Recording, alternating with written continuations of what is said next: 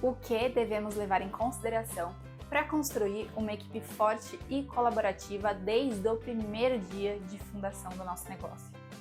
Esse é o tema do vídeo de hoje para o canal, então sejam muito bem-vindos, mas antes da gente continuar, já se inscreve aqui no canal, não esquece de ativar as notificações para ficar por dentro de tudo que está por vir. Bom, eu sou a Thaís Albuquerque, engenheira agrônoma, empresária, empreendedora e resolvi trazer esse tema aqui para vocês. Por quê? Porque gosto de tratar desse tema voltado para pessoas, gestão de pessoas, sociedade. Primeiro porque é uma das primeiras coisas que a gente tem que pensar quando a gente resolve fundar uma empresa, tirar um negócio do papel, que é quem vai caminhar junto com a gente, quem vai nos acompanhar nessa jornada.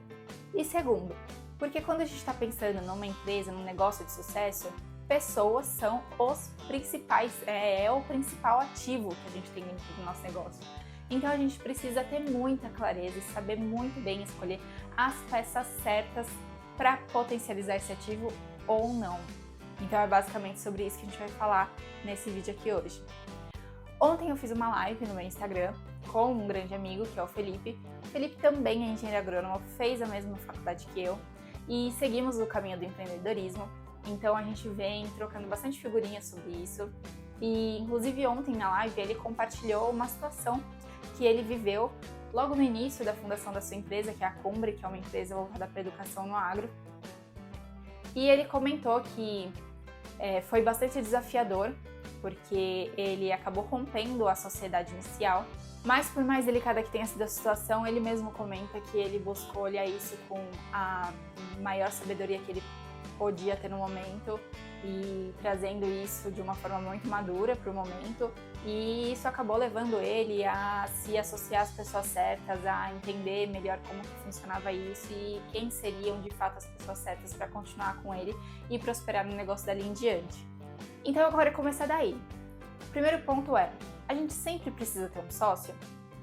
Como escolher esse sócio? Eu acho que para essa pergunta não tem resposta certa ou resposta errada. Eu, na minha opinião, Thaís falando, eu prefiro ter um sócio. Eu prefiro ter alguém para correr os riscos junto comigo. Eu prefiro ter alguém para pensar junto comigo, para caminhar junto comigo, para completar as minhas habilidades, para trazer para o negócio uma visão ou algo que eu não tenha, porque assim eu acredito que a gente consegue chegar mais longe. Óbvio que ter sócios implica em diversas outras coisas, como também ter diferentes personalidades atuando dentro do time, diferentes opiniões, diferentes pontos de vista. Nem sempre o seu sócio vai concordar com o que você está pensando. Você também vai ter que dar satisfação, afinal de contas, o sócio é praticamente um chefe. Vocês vão estar ali trabalhando juntos, mas um tem que dar satisfação para o outro, um tem que respeitar o ponto de vista do outro, chegando no melhor acordo. Nem sempre as situações e os cenários vão ser bons, eventualmente vai ter algum conflito e isso precisa ser tratado da forma mais madura, com mais sabedoria possível. Enfim, tem os prós e contras, óbvio. Mas uma coisa que me marcou muito, uma vez que eu estava escutando um podcast do Bruno Perini, no podcast Os Sócios, que inclusive ele fala sobre isso, sobre os contras de ter um sócio, mas que ele comenta que na visão dele, para ele tem sido muito bom, porque se ele não tivesse sócios, ele não teria chegado onde ele chegou hoje. A empresa dele não seria tão grande quanto é hoje, ele não conseguiria vender todos os dias como eles vendem, e não apenas fazendo uma venda, mas fazendo milhares de vendas todos os dias. Então, eu sigo muito essa visão. Eu sei que o contrário também pode ser verdadeiro, mas eu acredito muito nisso, da gente crescer junto e juntos seguir caminhos que levam a um lugar mais longe do que a gente chegaria se a gente estivesse sozinho. E aí tá bom, né? Mas o que tá por trás então dessa decisão, né? Por trás dessa escolha dos sócios? Como escolher um sócio? Primeiro que isso vai depender muito do momento. Então, quando a gente tá ali no início da formação, é como eu falei, a gente eventualmente vai escolher ter um sócio, porque a gente quer compartilhar o risco ali daquele começo, daquela mudança, né? Porque às vezes a gente vai mudar, sei lá, a gente antes era um CLT, agora a gente vai empreender e a gente não quer jogar tudo pro alto pra cima, né? Brincando. Mas enfim, isso acontece. É um baita risco. Não, brincadeiras à parte, que não é brincadeira. A gente escolhe as pessoas que vão estar do nosso lado correndo esse risco com a gente, ou trazendo um capital que às vezes a gente não tem, ou trazendo de cara uma habilidade que a gente não tem, porque no início, às vezes a gente não vai ter dinheiro para contratar a equipe, então a gente precisa ter os sócios envolvidos ali, os sócios fundadores fazendo tudo, botando todos os chapéus ao mesmo tempo, fazendo todo o negócio ao mesmo tempo. Ou quando a gente entra na curva de crescimento e aí de repente a gente se depara com preciso crescer, preciso ganhar escala, mas para isso eu preciso de muito mais dinheiro do que eu tenho hoje. Então de repente eu vou precisar buscar um investimento, um grande investidor, um venture capital. Ou ainda, já tô lá numa posição boa do mercado, já cresci bastante, cheguei em patamares que eu nem imaginava que eu ia chegar, mas agora eu quero entrar para mercados que sozinho eu não vou conseguir. Eu preciso ter alguém que já tem experiência, que já tem uma vivência nesse mercado para me abrir portas, para me abrir caminhos. E aí, de repente, o que faz mais sentido é buscar esse parceiro estratégico que vai trazer essa facilidade, que vai encurtar esse caminho para você. Em todas essas situações, a gente precisa buscar parceiros de forma estratégica, de forma que agregue ao nosso negócio, que potencialize o nosso negócio, mas não somente isso. O ideal é que a gente busque parceiros que tenham os mesmos valores do que os nossos. Seja uma pessoa específica, seja um grupo, seja um venture capital, o ideal é a gente sempre olhar para esses parceiros que estão vindo para o negócio e entender, eles têm os mesmos valores que eu, se a gente tem os mesmos objetivos, se a gente tem visão de negócio parecida. E aí é um ponto importante, nem sempre vai ser tudo igual, mas que exista a flexibilidade, o respeito, o escutar um ao outro. Então tem várias coisas por trás e que devem ser levadas em consideração.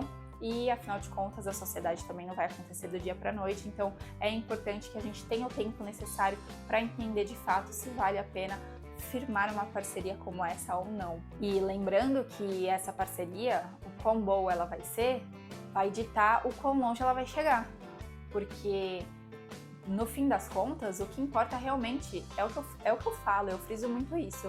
O principal ativo de uma empresa são as pessoas. As pessoas, se elas forem boas, elas tocam qualquer negócio. Não é à toa que grandes grupos de venture capital, grandes investidores falam que eles investem em pessoas, não apenas em negócios. Por quê? Grandes pessoas, pessoas boas, um time bom, tocam qualquer negócio.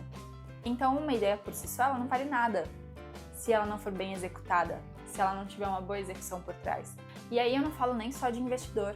Por quê? Porque um bom time consegue fazer boas parcerias, consegue ter um bom relacionamento com o cliente, consegue se posicionar bem no mercado. Então é exatamente nisso que a gente tem que focar.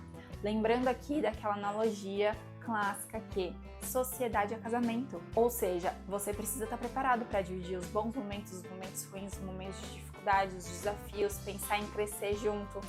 E aí um ponto muito importante da gente trazer, que quando a gente está nos momentos bons, é muito fácil fazer planos, é muito fácil enxergar só o lado positivo da coisa, enxergar o quão longe a gente pode chegar juntos, como que a gente vai ser próspero, mas são nos momentos desafiadores que a gente de fato conhece as pessoas. Então, eu sei que ninguém casa pensando em separar, ninguém firma uma sociedade pensando que ela não vai dar certo, mas é importante a gente ter tudo muito bem formalizado desde o início, a gente ter tudo descrito no papel, a gente pensar nos possíveis cenários que possam acontecer e quais seriam os desmembramentos de cada um desses cenários e a gente trazer tudo isso para um contrato.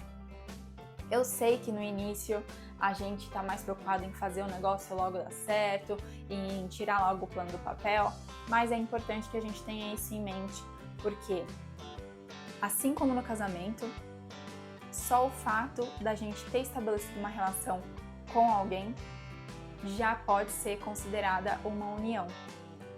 E na sociedade é exatamente a mesma coisa.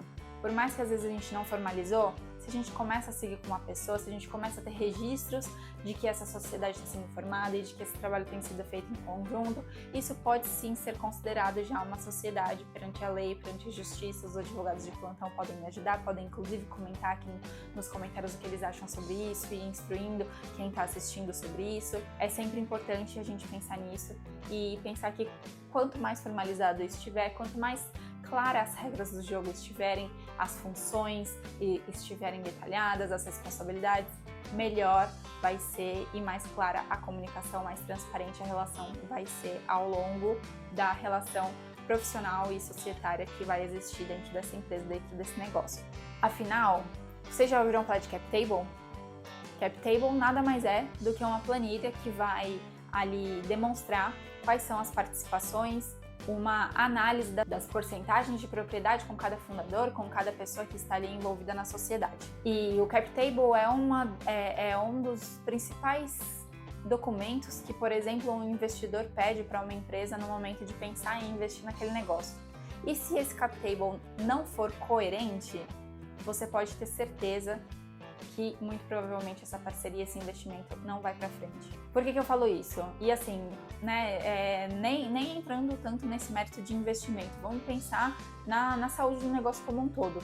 Faz sentido você dar 50% do seu negócio para alguém que não vai contribuir 50% com ele? Ah, mas ele vai botar dinheiro e eu não tenho dinheiro. Tá bom, mas vamos pensar aqui então do lado do investidor. Se uma pessoa ela vai única e somente investir no seu negócio, é porque ela tem aptidão ao risco, certo? Agora, se ela não vai botar a mão no negócio, qual que é a conta que você tem que fazer então? Que você precisa remunerar ela sobre esse risco que ela está aceitando correr. E não simplesmente dar metade do seu negócio só porque ela tem dinheiro e você não tem. Esse tipo de conta tem que ser feita. Você precisa sim remunerar o custo de oportunidade, o custo de investimento daquela pessoa, mas na proporção que ele deve ser. E assim, isso a gente precisa pensar para diversas situações. Eu tô falando aqui de capital e a pessoa que vai botar a mão na massa, que vai fazer a parte operacional, mas tem diversas outras situações que podem acontecer aí. A gente pode ter uma sociedade já sendo firmada desde o início com várias pessoas envolvidas e a gente precisa ter claras funções, as responsabilidades e como cada um vai contribuir.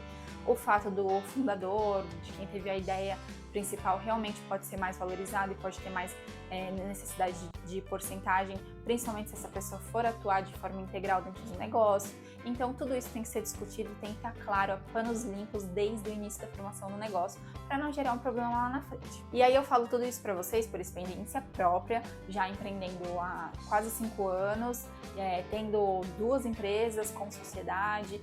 Então eu falo isso para vocês por experiência própria e pelo que eu vejo no mercado, tanto de colegas empreendedores quanto o que eu venho estudando, de fato, venho estudando grandes empresários do setor e vejo eles contando sobre as experiências deles nesses assuntos e estou tentando resumir tudo isso daqui para vocês. Aliás, gente, falando aqui de aprendizado, de buscar aprender, procurem aprender com quem já errou. A gente não precisa cometer os nossos próprios erros para chegar lá na frente e estar aqui contando, eu errei nisso, e daí eu aprendi com isso, Vamos aprender com os erros dos outros, vamos encurtar esse caminho, essa jornada, né? Vamos evitar gastar com os nossos erros, porque geralmente os erros eles custam muito e se custar só um pedaço ali, né, do nosso custo pra gente chegar no sucesso, tudo bem, mas e quando esses erros acabam comprometendo o sucesso como um todo?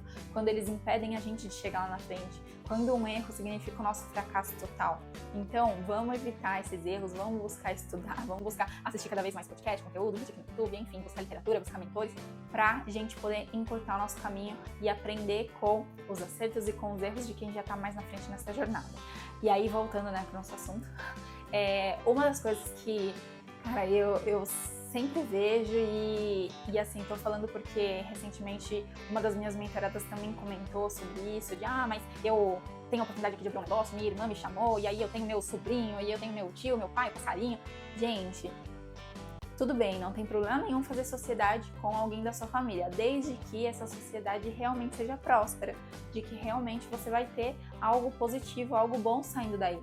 Porque só chamar uma pessoa da sua família para virar seu sócio, porque vai ser uma mão de obra barata ou porque vai te dar alguma coisa ali naquele momento para você evitar de ter que procurar alguém no mercado que às vezes você nem conhece isso e aí você não quer fazer sozinho, então vou chamar alguém aqui da família porque daí vai ser mais fácil. Gente, não façam isso. Primeiro de tudo, uma coisa importante que a gente tem que ter em mente: contratem e façam parcerias, sociedades apenas com quem vocês possam demitir, com quem vocês possam romper isso, porque se você olhar para uma situação que você tem, para uma relação que você tem ali na empresa e você vê que ela não está indo para frente, que ela está te gerando mais dificuldade, mais custo, mais desgaste do que ela deveria, você precisa ser capaz de romper aquela relação para seguir em frente. E quando a gente está falando de relações profissionais entre membros de uma mesma família, entre pessoas muito próximas, a gente tem que saber que isso sim pode ficar comprometido. aquela frase de amigos, amigos, negócios à parte nem sempre é verdadeira, trazendo aí para o mundo prático. Então vamos pensar muito bem na hora de a gente escolher as pessoas com quem a gente vai fazer uma sociedade, as pessoas com quem a gente vai chamar para trabalhar junto com a gente. E aí já entrando nessa questão da formação do time, né? Ontem, inclusive, na live a gente discutiu um pouco isso. Por quê? Porque nem sempre vai ser possível você contratar já várias pessoas desde o início. Às vezes, dependendo do viés do seu negócio, o ideal vai ser você, os seus sócios, né, ali os fundadores, irem buscar o conhecimento que precisa para poder colocar tudo isso no negócio e começar a caminhar, começar a construir ali um produto mínimo, né, e ir testando o seu modelo, a sua hipótese, o que você quer levar para o mercado, para daí depois, conforme você vai ganhando corpo, aí sim você vai formando uma equipe e aí sim você vai construindo de fato a sua empresa, seu time. Mas a gente também tem que avaliar, porque às vezes realmente vai ser mais fácil você ir lá e contratar uma pessoa que tem já um conhecimento naquele assunto, que já vai poder trazer resultados para você de forma mais rápida e que aí vai ser um custo inteligente. Então a gente precisa saber entender quando que isso é possível, quando não é. Isso também vai estar muito atrelado com o fato dos sócios estarem 100% no negócio, porque nem sempre é isso que vai acontecer. A gente sabe que muitas vezes as pessoas começam uma empresa sem se desvincular 100% do seu antigo trabalho, da sua antiga fonte de renda, porque não podem simplesmente sair arriscando tudo. Então, nesse caso, a gente precisa entender que se demorar para contratar vai significar perder o timing de mercado, porque de repente, se a gente demorar, se a gente ficar tentando fazer tudo sozinho, vestindo todos os chapéus ao mesmo tempo, pode ser que a gente vai demorar mais para soltar nosso produto, nosso serviço no mercado, e no momento que a gente for fazer isso, a gente já perdeu o timing. Até porque, né, entrando nessa questão de, às vezes, a gente tentar fazer de tudo, tentar economizar e tentar fazer de tudo ao mesmo tempo, pode significar não fazer nada direito. Então, a gente precisa ponderar isso para tentar ter o sucesso mais rápido possível com o menor custo envolvido. Realmente não é uma situação fácil, é muito mais fácil aqui de eu falar do que da gente colocar em prática, e é por isso que eu friso, precisa ter estudo, precisa ter planejamento, a gente precisa ter todos os cenários ali sendo pensados para a gente definir onde que é melhor a gente atacar. E é como eu disse, né, tem situações e situações. Ontem, por exemplo, o Felipe estava contando que no caso deles, como eles são uma empresa de viés educacional, realmente o que importava para eles era ter os professores certos para poder trabalhar dentro do negócio. Então, toda essa parte de estrutura de marketing, por exemplo, site, plataforma e tudo mais, isso acabou virando secundário, algo operacional para eles, que o próprio Felipe pôde ir atrás desse conhecimento e pôde ir buscar o que precisava para ele mesmo fazer acontecer. Agora, por exemplo, no caso do eBarn, que é uma das empresas que eu sou sócia, somos uma startup de tecnologia, desenvolvemos softwares. Então não tem como nós, fundadores, que não temos nenhum conhecimento, algum conhecimento, mas não temos conhecimento profundo nessa parte de desenvolvimento, da gente pegar e falar assim, não, vamos estudar mais um pouco e vamos ver se a gente consegue construir nosso software sozinho. É contraprodutivo isso, então o mais correto é irmos ao mercado, contratarmos os desenvolvedores que a gente consegue pagar, que a gente consegue às vezes trazer para dentro da nossa equipe, às vezes a gente vai ter que dar inclusive participação para essas pessoas, para a gente poder reter bons talentos, principalmente no início, onde a gente não tem capital, às vezes, o suficiente para bancar um bom profissional desse no mercado. Então a gente vende o nosso sonho para eles, colocam eles com cabeça de dono, para eles executarem o melhor trabalho possível que eles possam fazer e que eles comprem o nosso sonho, às vezes aceitem receber um pouco abaixo do mercado pensando lá na frente. Então vai ter esse tipo de situação e vai depender do modelo de negócio. E aí pensando nisso, né, justamente porque nem sempre também vai ser só dinheiro. Eu tô falando aqui num caso de a gente contratar e oferecer já uma participação porque a gente não pode pagar, né? Mas vai ter casos que realmente só o dinheiro não vai ser o suficiente para aquela pessoa, que ela realmente quer fazer parte do negócio. E que para isso, para você reter esse talento, você também vai ter que dar uma participação para essa pessoa. Pensando que pessoas são nosso principal ativo e que a gente começa a construir isso desde o primeiro dia, desde o dia zero, na verdade, a gente tem que pensar que a partir do nosso dia zero a gente também já começa a construir uma cultura empresarial.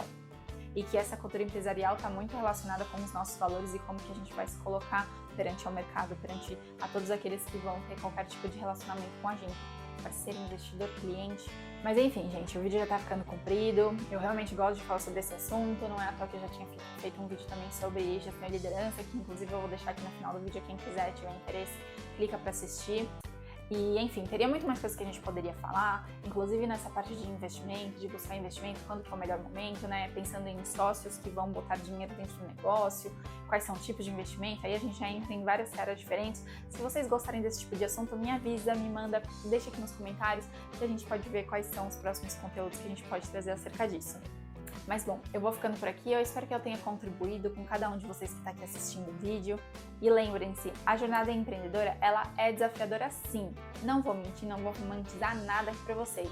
Então estejam preparados para não desistirem na primeira dificuldade. Sejam resilientes, tenham inteligência emocional, perseverança, uma boa rede de apoio por perto para servirem de suporte para você nesses momentos mais desafiadores, para servirem de motivação. E tenham muita fé no seu sonho, porque se você tiver garra, se você tiver uma boa ideia, um bom sonho, se você tiver boas pessoas ao seu redor, é muito difícil, eu diria quase impossível de dar errado. Então é isso, já curte o vídeo aqui, comenta o que você gostou, o que você não gostou, o que mais você quer ver, compartilha com os demais que você conhece e não esquece de se inscrever no canal. Um beijo grande e até a próxima!